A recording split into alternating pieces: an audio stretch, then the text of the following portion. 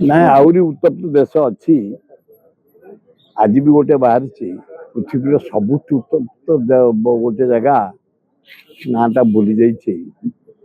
किंतु भारत बहुत उच्चरे कहीं चारिआडे गछ काटी दि जाऊ पानी रक्षणबेक्षण ना नदी गुड़ाक सुखिला सबू नदी बाली समुद्र कूल गुड़ाक सुखिला बाली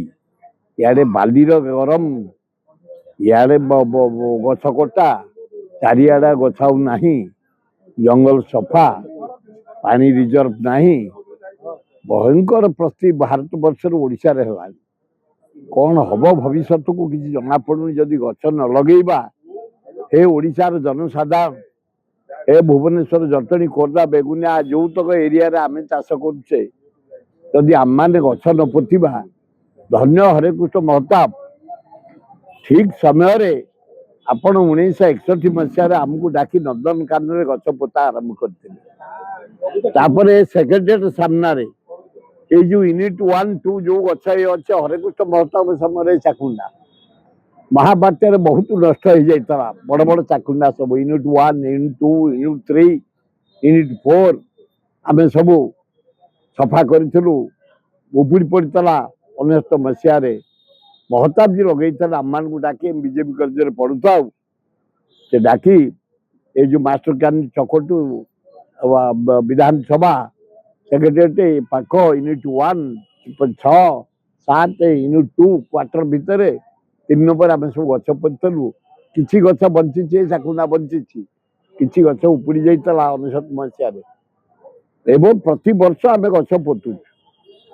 धन्यवाद देवी जानकी पट्टनायक ना आज अपूर्व भुवनेश्वर सहर को जोटा एकाम्र कानन आज चंदका एलिफेंट रिजर्व फॉरेस्ट जंगल रखी ओडिशावासी भारतवासी जानी ना नाई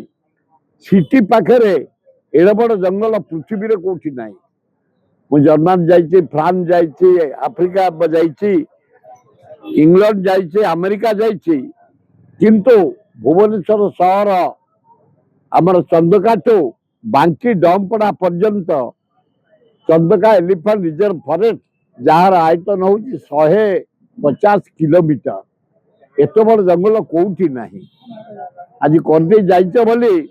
आज आम बंची जाइचु हरेकृष्ण महताब राजधानी कले हीराकुद बंद कले आम जलसेचन राउरकेला स्टील प्लांट कले इंडस्ट्री विजु पट्टनायक पंडित जवाहरलाल नेहरू को बार बार ये पारादीप रे बंदर कले किंतु जो गछ तो पोती दे जाइछन आपण महाबात्यार किसी मरीची बाकी अच्छी आम बंची।